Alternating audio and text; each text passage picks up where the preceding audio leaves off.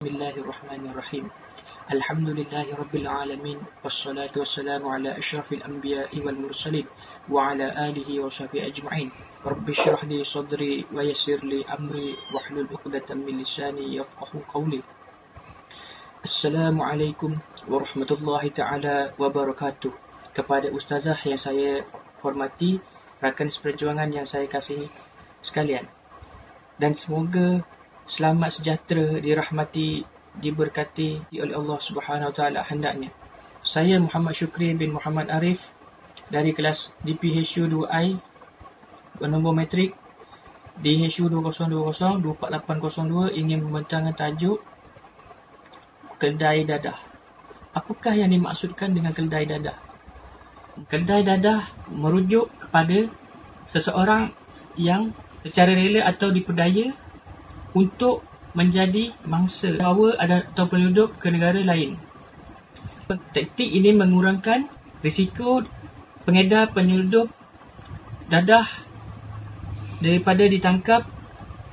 Kaedah penyelundupan termasuklah menyembunyikan barang terlarang ke dalam kenderaan, bagasi atau pakaian, mengikat pada badan ataupun dengan menelannya. Ini adalah taktik atau cara bagi penjenayah itu untuk melarikan diri ataupun melepaskan daripada ditahan pihak berkuasa, dan mangsanya ialah si pelakunya yang membawa bagasi ke penganterbang antarabangsa. Sekian, terima kasih. Assalamualaikum, nama saya Nur Azami Syamsuddin. Saya ingin membicarakan tentang jenis-jenis dadah. Dadah setakat ini boleh dikategorikan kepada beberapa jenis, iaitu opiat, opiat sintetik, stimulan, ganja, halusinogen, depresan, ubat-ubatan dan bahan yang disalahguna. Opiat adalah sejenis dadah yang diperolehi daripada tumbuhan pokok kopi, iaitu getah yang dikeluarkan daripada buah kopi, lalu ia dikeringkan dan diproses menjadi dadah kumpulan opiat, iaitu candu, morfin dan heroin. Opiat mempunyai beberapa jenis. Yang pertama ialah candu. Candu ialah jenis narkotik yang mempunyai fungsi menekan dan memperlahankan aktiviti sistem saraf tunjang. Candu dihasilkan daripada buah pokok getah buah yang bertukar daripada warna putih pada coklat dan hitaman. Ia mempunyai bau yang kuat, menganjal apabila masih segar dan menjadi keras jika terdedah pada udara. Yang kedua ialah morfin. Morfin ialah jenis alkaloid yang diperolehi setelah diproses daripada candu mentah. Dalam pasaran gelap, ia selalu dikenali sebagai morfin mentah, base morfin, morfin sulfat atau morfin hidroklorik. Cara menggunakannya sama ada menelan atau menyuntik. Ia juga dikenali sebagai M white powder monkey morpho. Yang ketiga, heroin. Heroin adalah dadah yang paling kerap disalahguna oleh penagih dadah di Malaysia. Heroin dalam bentuk tulen adalah serbuk putih pahit yang merupakan produk yang terhasil daripada pemprosesan morfin. Heroin mempunyai kekuatan berkali ganda morfin. Cara menggunakannya sama ada menyuntik, menghidu dan menghisap. Ia juga dikenali sebagai pirfan, fitfan, tepung, cik putih, barang itu penamping. Yang keempat ialah kodein. Kodein ialah bahan alkaloid yang wujud secara semula jadi di dalam candu. Walau bagaimanapun, kebanyakan kodein di pasaran adalah yang dihasilkan daripada morfin. Dalam bidang perubatan, kodein digunakan untuk melegakan kesakitan sederhana dan sebagai ubat batuk. Cara menggunakannya sama ada menelan dan menyuntik. Ia juga dikenali sebagai ubat batuk. Yang kedua ialah opiat sintetik. Ia berbentuk tablet metadon. Opiat sintetik meliputi bahan-bahan seperti metadon, petidine, dipropionone dan dextropropositoxin. Bahan-bahan ini mempunyai sifat yang serupa dengan opiat dan digunakan dalam bidang perubatan untuk melegakan kesakitan. Ini metadon digunakan dalam rawatan penagihan opiat di negara kita. Cara menggunakannya sama ada menelan dan menyuntik. Dia juga dikenali sebagai Fizi dan Donline. Dadah yang kedua ialah stimulan. Stimulan merupakan bahan kimia psikoaktif yang merangsang aktiviti sistem saraf pusat. Terdapat dua jenis stimulan, iaitu jenis amfetamin atau amphetamine type stimulant dan kokain. Stimulan terdapat beberapa jenis. Yang pertama ialah amfetamin. Amfetamin adalah stimulan sintetik buatan manusia. Pada masa ini tidak ada ubat yang mempunyai amfetamin yang didaftarkan dengan pihak berkuasa kawalan dadah. Dadah merangsang jenis amfetamin seperti metamfetamin dan metaddizi. Metafetamin adalah dadah yang sangat berbahaya. Cara menggunakannya sama ada menelan, menyuntik, menghisap ataupun menyedul, yang dikenali sebagai casing the dragon.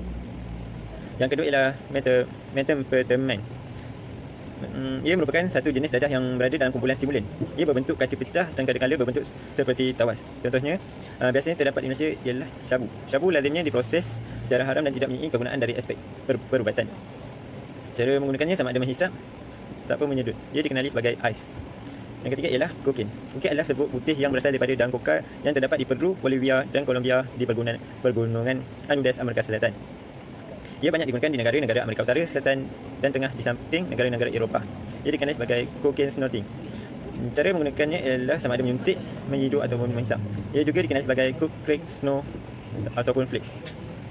Cocaine free base adalah base cocaine yang bebas daripada segala campuran dan dihisap dalam bentuk tulen dengan menggunakan pipe khas. Cocaine crack adalah campuran kokain daripada serbuk penaik dan berbentuk granules. Crack merupakan ketulenan sehingga 90% dan sangat berbahaya kerana boleh menyebabkan ketagihan teruk dalam masa yang singkat. Jenis kokain yang keempat iaitu MDMA. Ia berbentuk tablet. MDMA merupakan analog meskalin dan amfetamin. Ia juga dikenali sebagai feel good drug dan boleh meningkatkan daya tahan pengguna. Pil MDMA seringkali dibentukkan dengan ikon atau logo bagi memenuhi cita rasa pengguna muda. Cara menggunakannya ialah menelan. Ia juga dikenali sebagai ecstasy ataupun XTC. Seterusnya ialah ganja. Juga dikenali sebagai cannabis. Cannabis ialah istilah umum yang digunakan untuk semua jenis dadah yang diperoleh daripada pokok cannabis sativa. Pokok ini berasal dari kawasan beriklim panas seperti Asia, Meksiko, Afrika dan Timur Tengah. Dia merupakan bahan yang sangat kompleks dan mengandungi sekurang-kurangnya 421 jenis bahan kimia yang mana merupakan bahan psikoaktif yang utama. Ganja mempunyai beberapa jenis. Yang pertama ialah cannabis herba. Cannabis herba merujuk pada daun dan pucuk berbunga pokok jenis cannabis yang dikeringkan dalam bentuk ketulan. Ia merupakan tembakau tetapi berwarna lebih kehijauan. Cara menggunakannya sama ada menghisap ataupun menelan bersama makanan atau minuman. Yang kedua ialah hashish yang juga dikenali sebagai resin getah cannabis. Ia daripada getah pucuk bunga cannabis yang dikumpulkan dan dihasilkan menjadi ketulan, serbuk atau dicampurkan dengan lilin. Warnanya berbeza daripada coklat muda ke hijau, coklat tua atau hitam. Cara menggunakannya ialah menghisap. Yang ketiga ialah minyak hashish. Minyak hashish dihasilkan daripada pengasingan bahan cannabinoid dengan menggunakan bahan pelarut. Ia merupakan minyak tak tidak larut dalam air dan menjadi pekat apabila terdedah pada udara. Cara menggunakannya ialah menghisap ganja dengan menggunakan bong. Yang keempat ialah halusinogen.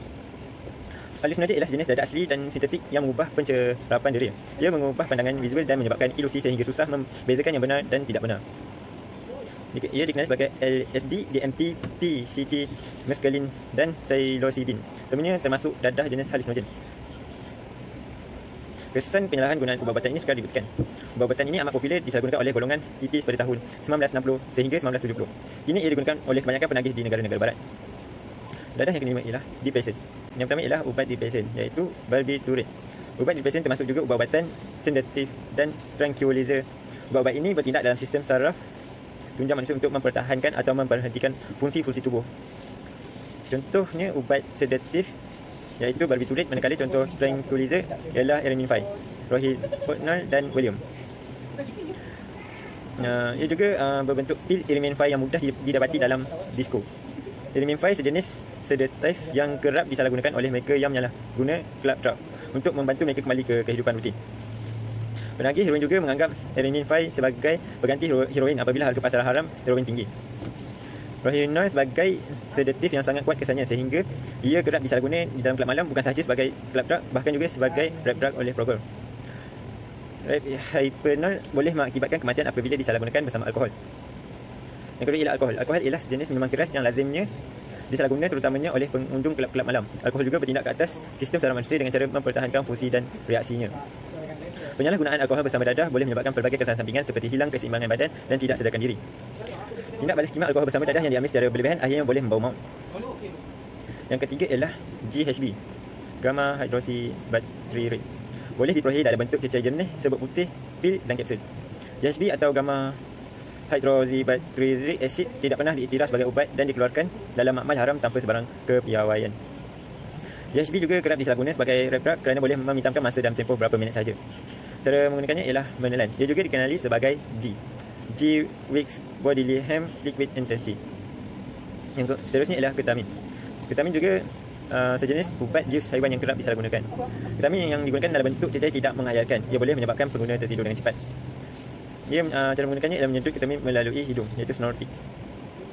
Ketamin dalam bentuk tepung putih boleh disalahgunakan dengan cara smoke atau snorted untuk mendatangkan hayalan seperti bius. Seterusnya ialah ubat-ubatan dan bahan yang disalahguna. Yang pertama ialah steroid. Steroid yang popular di kalangan ahli bina badan, sejenis ubat yang merupakan hormon testosteron sintetik. Steroid digunakan oleh doktor untuk merawat pesakit, lelah dan lain-lain. Steroid kerap disalahgunakan oleh atlet di seluruh dunia walaupun terdapat kajian baru yang menunjukkan steroid tidak menyebabkan pertumbuhan otot atau meningkatkan kekuatan fizikal. Steroid cuma mempercepatkan proses pembesaran otot bagi ahli bina badan. Penyalahgunaan Penyalahgunaan steroid mendatangkan banyak kesan sampingan yang buruk seperti boleh menyebabkan kisah hati. Yang seterusnya ialah gam, petrol dan inhalan lain. Gam, petrol dan inhalan walaupun tidak perlu dibeli di pasar haram juga boleh menghasilkan kesan seperti dadah apabila disalahgunakan. Menghidu gam akan menyebabkan kerosakan otak yang kekal dalam masa yang singkat. Kekerapan menghidu gam atau petrol boleh menghayalkan pengguna dan menyebabkan seseorang itu ketagihan. Kini kerajaan Malaysia sedang dalam proses menggubal akta bahan menghayalkan agar gejala penyalahgunaan bahan seperti ini dapat ditangani. Seterusnya ialah daun ketum. Daun ketum atau spesies Metagernine yang telah disenaraikan sebagai racun dan bahan psikotropik dalam Akta Racun 1950 juga kerap disalahgunakan oleh segolongan rakyat di utara dan timur semenanjung Malaysia. Pokok ketum ialah jenis tumbuhan daripada keluarga Rubiaceae yang banyak terdapat di Afrika, di utara dan tengah semenanjung Malaysia serta di selatan Thailand. Daun ketum telah lama menjadi bahan perubatan tradisional sebagai minuman pemulih tenaga bagi wanita yang baru lepas bersalin. Daun ini direbus dan airnya diminum sebagai pemulih tenaga. Juga bagi rawatan mengeluarkan angin dalam badan dan bagi merawat sakit belakang. Bagaimanapun, air rebusan daun ketum telah disalahgunakan dan mula dijual secara meluas kepada pengguna biasa. Terdapat juga di setengah tempat di mana daun ketum direbus bersama-sama dengan ubat nyamuk supaya memberi kesan yang lebih kuat daripada peminumnya. Ia dikatakan berupaya menjadikan seorang itu ketagihan kerana ia mengandungi metraginin. Metraginin telah disenaraikan dalam Third Schedule of Poison, Regulation 1989, Poison Ordinance 1952. Dengan itu, pokok ketum telah diisytiharkan sebagai bahan larangan mulai Januari 2003. Seterusnya ialah ubat-ubatan. Selain daripada ubat bius dan depresan, lazimnya ubat-ubatan yang kerap disalahguna dalam berkaitan dengan ubat penenang, ubat tidur, ubat untuk menahan sakit dan sebagainya. Assalamualaikum warahmatullahi wabarakatuh. Nama saya Muhammad Darwis bin Jamaluddin. Saya ingin menerangkan cara mengatasi kedai dadah. Okey. Yang pertama adalah bagi individu, kita individu sebagai kita lah kan. Jangan mudah terpedaya dengan orang yang baru dikenali. Lepas tu, sebelum bertindak tu kita perlulah berfikir secara rasional. Lepas tu ibu bapa perlulah menguasai gerak-geri atau tindakan yang diambil oleh anak-anak mereka. So, ibu bapa perlu alert lah anak-anak atau buat apa itu semua. So, jangan biar mereka bebas dan jangan terlalu kongkong mereka. So, cuma awasi mereka sahaja. Okey? Okey, yang kedua adalah bagi pihak masyarakat. Masyarakat perlulah melibatkan diri dalam rakan kop. Mesti korang tertanya kan, rakan kop tu apa kan? Okey, ini saya nak terangkan. Rakan kop ialah suatu program komuniti polis yang dilancarkan oleh pihak Polis Diraja Malaysia di Kuala Lumpur pada Ogos 2004 untuk membantu dalam membanteras jenayah di ibu kota dan bandar-bandar lain di Malaysia. Objektifnya ialah untuk memberi lebih banyak peluang kepada masyarakat bekerjasama dengan polis serta terlibat secara langsung dengan pencegahan jenayah. COP ialah singkatan daripada perkataan Cooper yang diberikan kepada anggota polis. Seterusnya adalah masyarakat perlulah melaporkan kepada pihak berkuasa jika terdapat individu yang mencurigakan. Yang ketiga, bagi pihak negara. Negara perlulah menguatkuasa dan meningkatkan lagi undang-undang berkenaan jenayah dadah. Seterusnya, negara perlulah memperbanyakkan lagi kempen, aktiviti atau program yang dapat memberi kesedaran mengenai bahaya penyalahgunaan dadah kepada masyarakat. Selain itu, pihak berkuasa perlu melakukan pemeriksaan kepada mereka yang ingin keluar negara. Okey, yang terakhir adalah bagi pihak kerajaan. Kerajaan perlulah mengadakan task force dengan tujuan meningkatkan tahap profesional, kaedah penyiasatan sistematik, perolehan dan pengurusan risikan sokongan logistik. Seterusnya adalah kerajaan perlulah mempertingkatkan ceramah kesedaran ke semua peringkat. Okey, itu saja dari saya. Sekian. Assalamualaikum warahmatullahi wabarakatuh. Nama saya Muhammad Firdaus dan saya akan membentangkan tentang atau menceritakan. Saya punya agak panjang jadi korang relax, duduk dan hanya dengar pada suara saja. Okey, kalau nak pandang boleh juga. Saya akan ceritakan atau membentangkan tentang 5 cara yang paling kreatif yang pernah dipakai kat dalam dunia ni. Okey, yang setakat ni lah yang paling kreatif sekali. Okey, 5 ke 4 yang paling kreatif. 5 fake hope je.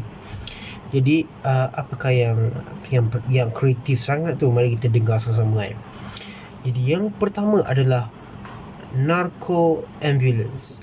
Okey, jadi apa itu narco ambulance?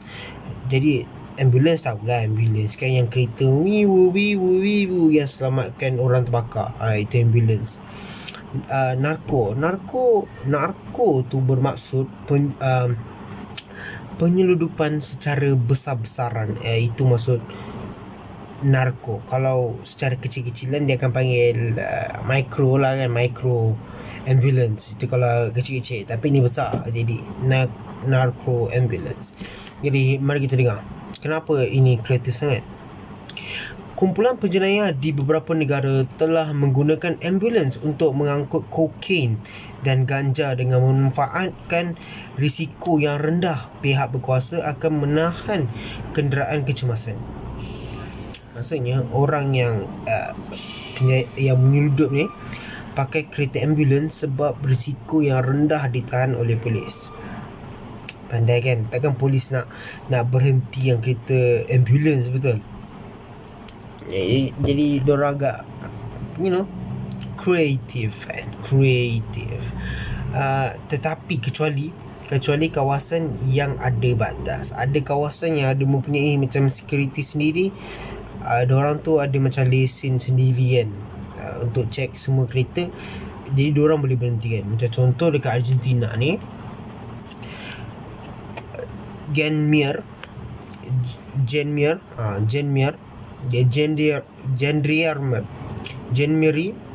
Genmeri ni nama tempat Genmeri ni hotel, tak silap hotel.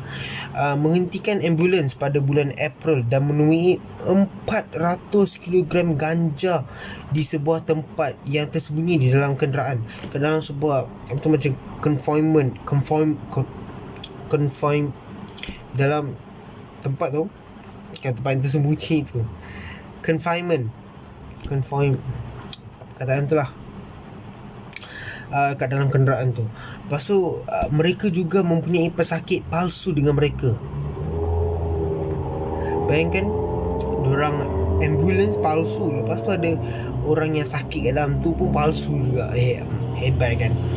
Dan tapi kan toy kan, macam mana sepandai-pandai topai lompat, akhirnya dia landing guna kaki dia. Itu kan peribahasa dia. Berapa bulan kemudian, pihak berkuasa menghentikan operasi yang berantarabangsa.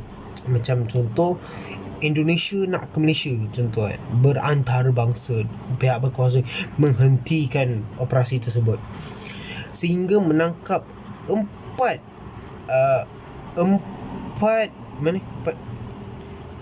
penghantaran setiap bulan di Argentina dari Paraguay. Menahankan 4 penghantaran setiap 1 bulan. Lama. Bayangkan berapa banyak dadah masuk kan. Tak tahu penghantaran tu besar mana tu kan. Salah satu pembuat dadah yang paling produktif di wilayah tersebut. Jadi yang mereka tangkap ni bukannya yang comel-comel bukan comel-comel lah, yang besar-besar ni, ikan besar, the big fish kan, orang putih cakap. The real deal lah. Tetapi Argentina tidak bersendirian. Okay. Di jambatan La Guajira di Colombia yang bersempadan dengan Venezuela, typo in real life.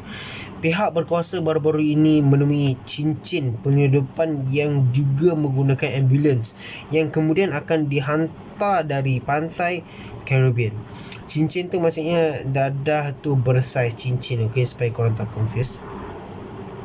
Mereka didakwa 500 per kilogram kokain untuk setiap seorang.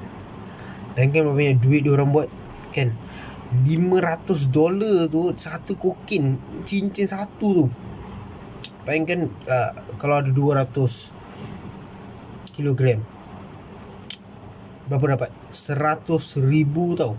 Lepas tu 100,000 tu bayangkan ada 5 orang pula, 500,000. Uish, kaya Argentina. Okay, jadi itu teknik yang pertama, menggunakan ambulance. Jadi teknik yang kedua, dua efek sendiri. Ant plant di dalam bus. Okey. Apa itu ant plant di dalam bus? Di dalam bus, fahamlah kan? Bus di dalam. Ant plant tu apa? Ant tu semut, plant tu meletakkan. Bukan yang tanaman punya. Tanaman tu pun letak juga letak. Okey, letak plant.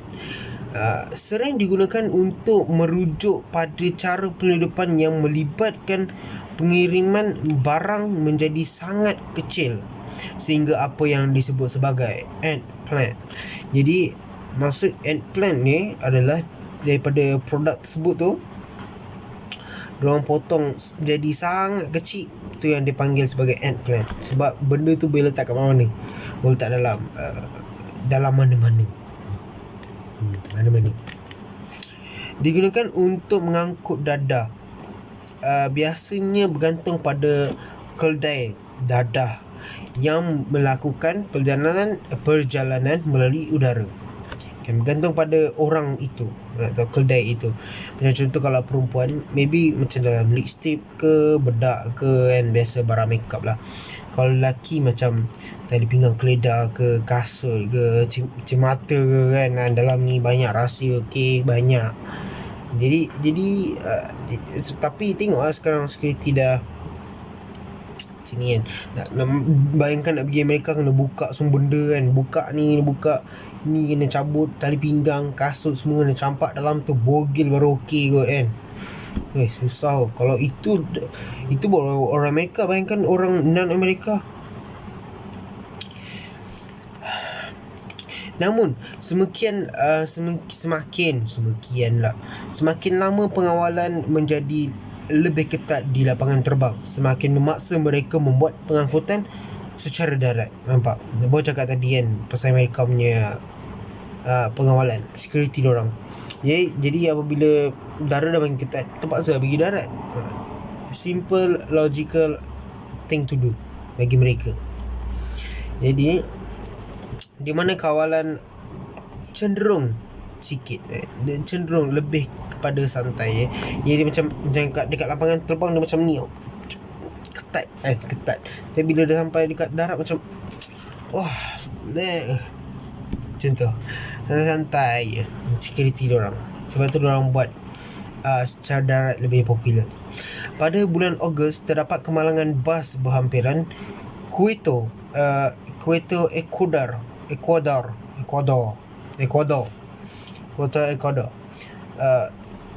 Ni lah sebab ant plant di dalam bas menyebabkan 24 orang mati dan 22 orang cedera. Tetapi kematian itu bukan satu-satunya sebab peristiwa itu menjadi tajuk utama. Nampak? Kematian tak penting dalam tajuk ni. Okey, tak penting. 24. Pihak berkuasa yang menyiasat nahas itu menemui lebih daripada 637 kilogram ganja. Tak terkejut sangat. Ganja yang tersembunyi di dalam bas. Sebab tu nama dia ant plant di dalam bas. Sebab first time teknik ni, kaedah ni, cara ni ditemui adalah daripada accident tersebut, kemalangan tersebut, yang 24 orang mati dengan 22 orang cedera. Yang membawa tu yang satu agaknya dia cedera atau yang dia mati. Beberapa bulan kemudian, usaha bersama pasukan keselamatan Colombia, Peru dan Chile, mereka membongkar sebuah kumpulan yang dikenali sebagai Beatles. Membongkar maksudnya dapat jumpalah macam lokasi diorang, benda semua.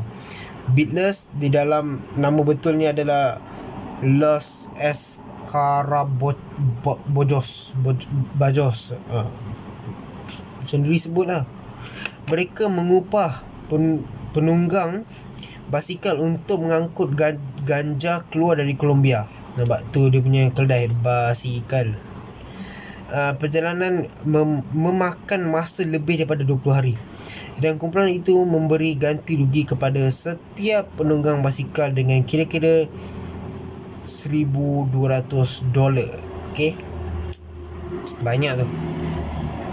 Penunggang basikal yang ditangkap yang pernah tangkap melakukan perjalanan melalui kawasan yang lebih dipantau untuk mengelakkan timbulnya kecurigaan pasukan keselamatan. Yang kena tangkap tu, salah seorang yang kena tangkap, dia tempat yang dia lalu tu sekarang dah lebih dipantau. Jadi dia pergi ke bas untuk pergi tempat yang lebih tak dipantau sangat. Macam tu. Kumpulan itu Beatles mengangkut Dada dengan bas. Itu sekarang dah tukar ke bas. Basikal terus ke bas. Nampak? Dia tambah ikal dekat proses tersebut. Terdapat persamaan yang jelas antara kes-kes yang melibatkan Beatles dengan narkobas, seperti laluan yang mereka gunakan dan bagaimana orang upahan mereka membayar keldai mereka, makanan dan perjalanan keldai masing-masing. Tetapi pihak berkuasa masih berusaha untuk menentukan sama ada mereka yang didakwa terlibat termasuk dalam struktur jenayah yang sama. Jadi macam yang narkobas dengan Beatles ni macam dorang punya proses hampir sama. Tapi of course hampir sama. Sedangkan tempat tu macam first time clear, second time clear, masuk lah kan. Itulah. Lepas tu yang last tu yang tak pasti dakwa dan tempat yang sama tu macam orang tak pasti. Bunuh lelaki lebih berat ke bunuh perempuan lebih berat? Jangan membunuh ya. Anak-anak. Ya Allah. Okay. Itu teknik yang kedua, iaitu guna eggplant. Okay, sangat kecil. Okay, seterusnya yang ketiga. Ini menarik sikit. Menyamarkan dalam bentuk penghantaran yang halal. Daripada haram tu, iaitu dadah, diorang mengubahnya jadi bentuk halal. Jadi bila diorang seluduk masuk tanpa kesan. Macam mana nak nak halalkan yang haram? Senang. Kahwin. Tu terus halal. Lelaki perempuan lah. Jangan lelaki-lelaki lah kahwin. Still haram. Lelaki perempuan kahwin halal kan. Daripada haram ke halal. Nampak kan? Simple. Daripada halal ke haram. Tahu lah kan? Jadi dari bunga tropika ke buah-buahan seperti nenas, pisang dan manggis hingga patung Virgin Mary. Tahu Virgin Mary kan? Mak Nabi Isa tak kenal Virgin Mary. Nama pun Virgin. Dan replika Piala Dunia. Wah, bayangkan Piala Dunia macam ni kan? Dadah. Diorang daripada dadah dari bentuk Piala Dunia.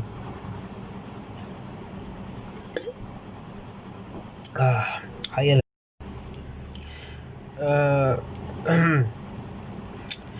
Kumpulan penjenayah masih mengikut kaedah lama menggunakan perdagangan antarabangsa untuk menyamarkan penghantaran haram mereka di pelabuhan yang terbesar di Amerika Latin. Pengedar dadah menyembunyikan produk mereka di dalam barang yang akan diekspor dalam bekas penghantaran, seperti yang dilaporkan oleh Inside Crime. Inside Crime ni yang memang suka cek pasal dadah ni lah. Maklumat tentang korupsi dan kekurangan kawalan di banyak pelabuhan maritime dekat tempat tu memang banyak sangat corruption lah. Memang semua hampir semua orang lah kena rasuah lah kot rasanya kan. Dan security diorang tak ketat sangat. Udara dan darat menarik kumpulan perdagangan dadah untuk menggunakan sebagai platform untuk menjual produk mereka di pasaran antarabangsa yang menguntungkan. Lebih-lebih lagi ketidakmampuan pihak berkuasa untuk memeriksa penghantaran, terutama di pelabuhan laut yang banyak menggerakkan perdagangan antarabangsa, bermaksud bahawa mereka memeriksa sebilang kecil konten yang ditunjukkan untuk Eropah atau Amerika Syarikat. Jadi sebab tu orang pakai laut, sebab laut susah sikit nak check, susah. Sikit nak check. Susah sikit macam bayangkan boat daripada Indon masuk Malaysia kan. Kita nak check boat tu macam agak sukar sikit lah. Dan tak dapat check semua. Okay, tak dapat check semua. Sebab tu dia best sikit pakai laut. Jadi itu yang nombor 3. Jadi seterusnya nombor 4. Ada 5 ke ada 4 ni? Oh, ada 5. Betul lah 5. Alamak. Okay, jadi yang keempat ni pun best juga Best juga ni. Pelindungan bahan kimia. Dengar tu, pelindungan bahan kimia. Menggunakan kimia untuk mengubah penampilan kokain telah menjadi salah satu teknik mereka yang paling sering digunakan untuk memperdagangkan dadah sejak zaman Pablo Escobar. Sekarang nampak dah tambah sains sikit. Best kan? Dah cakap lah tadi kita ni best. Pablo Escobar, kalau tak kenal tolong search sebab dia memang genius lah. Macam yang ni kan, diorang daripada kimia ni, diorang daripada dia lah, dia punya idea, first idea. Macam contoh ni kan tadi tu kan, dadah tadi ni kan, dadah original dia biru kan, tapi disebabkan bahan kimia tu diorang ubahkan jadi warna coklat. Okay, katakanlah kokain macam abuk. Jadi daripada abuk tu diorang ubah macam color coklat. Jadi orang akan ingat, maybe ni gula contoh. Tak nampak macam kokain. Tapi itulah cara apa yang security buat sekarang kan. Apa yang macam diorang nak tahu, nak detect. Kalau korang tanya kan, macam nak detect, senang. Jawapan dia, diorang akan pakai anjing. Anjing kan, perkataan tu popular sekarang. Tak tahu kenapa kan perkataan anjing tu popular sangat. Jadi anjing, diorang akan pakai hidung anjing untuk membezakan gula dengan dadah lah, obviously. Anjing. Dan ia tetap menjadi strategi untuk organisasi jenayah dan menyakitkan kepala bagi pihak berkuasa. Nampak? Disebabkan taktik ni buat polis rasa macam migraine tau. Macam susahnya. Macam tu.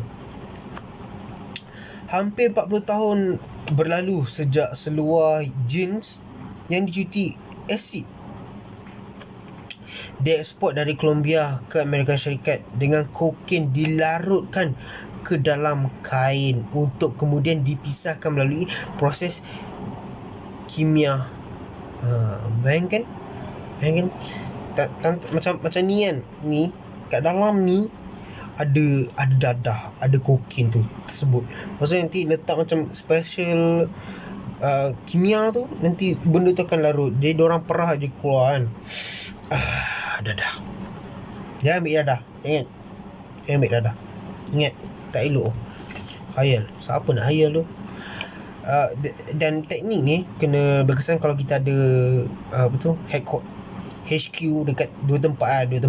Contoh kat Indon dan masuk Malaysia. Asal asyik pakai Indon kan, negara tu ke negara ni kan, kena dekat tu kena ada HQ, dekat ni tu kena ada HQ juga. Maksudnya bila dah hantar yang dekat negara ni kena buat proses tersebut baru jual. Macam daripada yang tadi, yang tut hantar ke ni warna coklat, lepas tu ni kena birukan balik, lepas tu baru orang start jual balik dekat negara ni. Okay, tak pakai negara betul lah kan. Kumpulan penjenayah menggunakan ahli kimia profesional. Okay, bukannya orang yang normal ni. Tak. Ini orang yang ada PhD. Diorang sama ada paksa ataupun diorang bayar, antara dua tu kan? Untuk mengajar mereka cara baru untuk menyampurkan kokain dan dadah lain dengan minyak, plastik, logam dan banyak lagi. Hebat kan? Nampak sains ni best sebenarnya kan. Best, tapi suka sikit-sikit lah. Baru-baru ni mereka mencampurkan dengan makanan haiwan peliharaan untuk mengangkutannya tanpa dikesan. Nampak tadi kita pakai apa? Anjing. Sekarang kita letak dadah tersebut dalam makanan anjing, boleh tak dia bau kan. Nanti polis akan cakap ni makanan anjing, tak payah bagi anjing bau sebab dia akan distract, dia akan makan.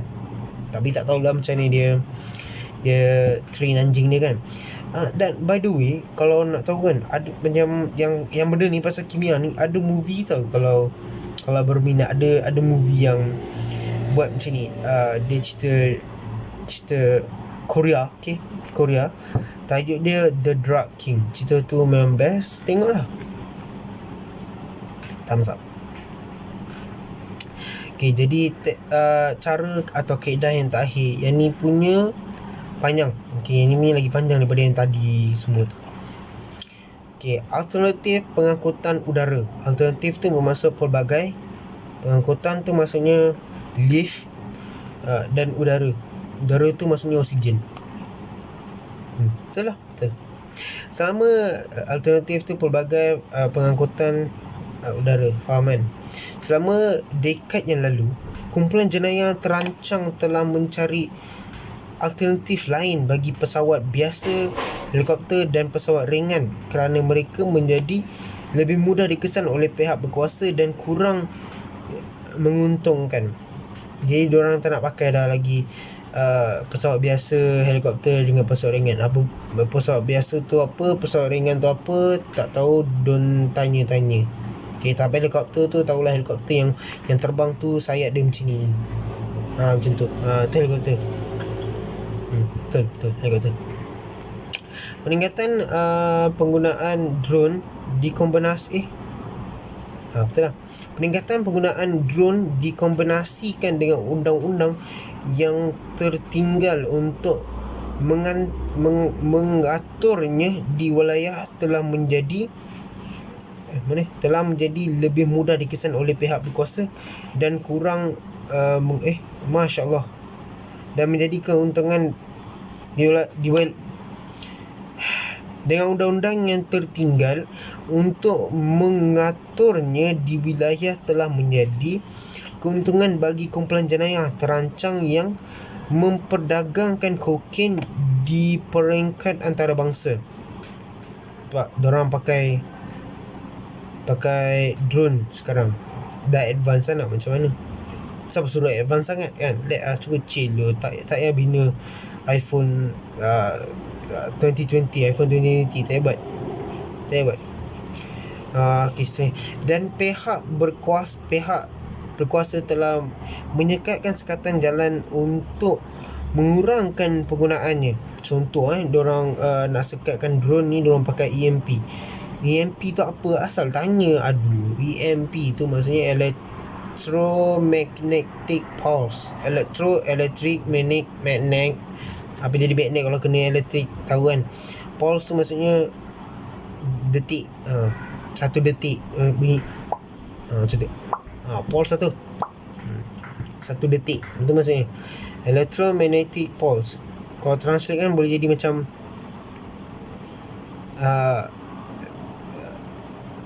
detikkan elektrik, detikkan magnet yang berelektrik. Tu kalau nak translate dalam Melayu. Mesti salah kan? Laporan tahun 2014 dari sumber dalaman di Pentadbiran Pengangkutan Dadah US iaitu DEA. DEA tu apa? DEA tu maksud Drug Enforcement Administration. Drug Dadah Enforcement tu macam kumpulan E. Okay, E bukan I. Kalau E tu macam lebih kepada menentang, kumpulan yang menentang E. Kalau I tu maksudnya kumpulan. Kalau R tu reinforcement. R tu bermaksud akan datang, macam shield atau perlindungan yang akan datang, support akan datang. Reinforcement macam repair balik, iri kan, RE, macam future tense. Menunjukkan bahawa sejak beberapa tahun kebelakangan ni, mereka telah mendaftarkan ratusan drone Mexico yang mengandung kokain melintasi sempadan US Mexico. Nampak? Diorang dah tengok ramai dah drone yang melintas seberang tu lah, keluar daripada negara masing-masing pakai drone. Macam contoh, kalau kita pakai drone, kita masuk Brunei ke, drone kita masuk Thailand ke, kan, masuk Sarawak contoh saja. Laporan itu memberi amaran bahawa kumpulan penjenayah telah melakukan tugas untuk membuat drone buatan khusus yang dirancang untuk membawa lebih banyak. Diorang daripada drone biasa tu, diorang buat custom made untuk sumbat lebih banyak dadah kat dalam drone tu. Bayangkanlah drone bergandadah macam mana, takkan pakai plastik kot kan. Pihak berkuasa merupakan tidak bersiap sedia untuk memperhatikan amaran seperti itu kan. Macam tiba-tiba je nampak drone masuk kan. Mula macam diorang tak kisah, tapi rupanya dadah. Diorang tak siap sedia. Tak kan. Sediakan baju hujan sebelum hujan kan, kata itu. Ke sediakan hujan sebelum payung, tak pasti lah. Dan struktur jenayah masih menggunakan strategi baru tanpa halangan untuk memindahkan produk mereka kan. Walaupun diorang dah pakai drone, tapi diorang masih lagi cari pelbagai cara untuk transferkan orang punya proses mereka. Okay, tadi ada lost footage kan, jadi saya yang baru. Kita akan sambung. Pada tahun 2016, polis Colombia melaporkan kes pertama kumpulan penjenayah menggunakan drone untuk mengangkut dadah ke Panama. Okay, ini yang kes pertama, the very first yang pernah guna drone. Pada tahun 2017, pihak berkuasa US menahan seorang lelaki yang cuba memindahkan beberapa kilogram methamphetamine, try sebut perkataan tu, methamphetamine, melalui drone dari Tijuana, Mexico ke San Diego, California. Lelaki itu memberi keterangan bahawa dia telah melakukan sekurang-kurangnya 5 perjalanan. Maksudnya 5 pengangkutan, ada 5 kali dia buat, senang kata, dengan drone dalam beberapa bulan terakhir ni. Banyak kan. Dengan banyaknya strategi baru dan semakin canggih, nampaknya kumpulan penjenayah akan terus melemahkan usaha pihak berkuasa untuk menghentikan kegiatan haram mereka. Walaupun tembok perbatasan yang dicadangkan oleh Presiden US Donald J. Trump bertujuan untuk menghalang perdagangan dadah dan imigrasi haram,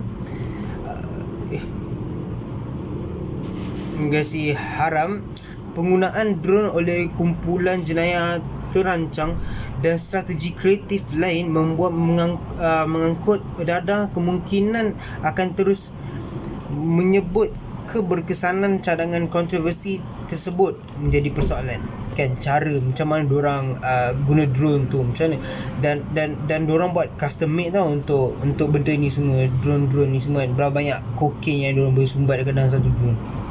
Sementara itu, pihak berkuasa tetap terjebak dalam perlumbaan Sisyphine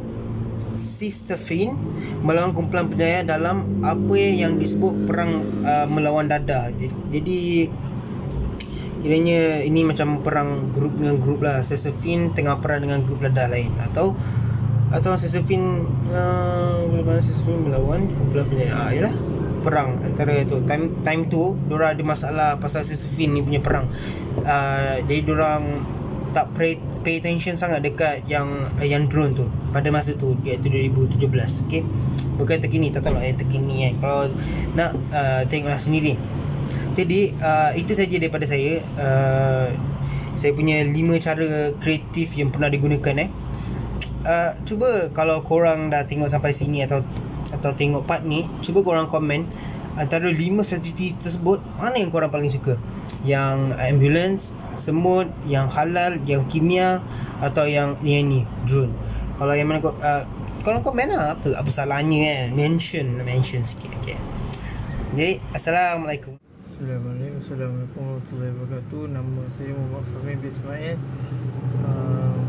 Okey, saya ingin menunjukkan contoh-contoh yang mana kedai dadah ni dia berluasa kat Malaysia, kat negara kita. Okey, macam contoh sok gambar ni dia beritahu kedai dadah telan 90 kapsul syabu dia serah diri. Yang mana dekat Kuala Lumpur sebelum ni seorang warga Uganda yang dipercayai dia jadi kedai dadah menyerah diri selepas menelan banyak kapsul. Setelah menelan 90 kapsul berisi dadah jenis syabu bagi mengelakkan dikesan pihak berkuasa di Balai Polis Pudu. Suspek berusia 26 tahun itu dipercayai menggunakan sindiket dadah antarabangsa sebagai kedai dadah dengan tujuan untuk masuk syabu ke negara ini. Macam tu ada dia bawa masuk dadah. Selain itu ada juga taktik licik sindiket dadah ni, benda macam-macam lah orang nak bawa masuk dadah ni kan. Okey, kesimpulannya, dadah boleh menghapuskan kehidupan manusia yang normal serta dapat memusnahkan institusi kekeluargaan yang boleh menyebabkan perkara yang lebih buruk jika tidak dibendung atau dikawal oleh pihak berkuasa tempatan. Sekian, terima kasih.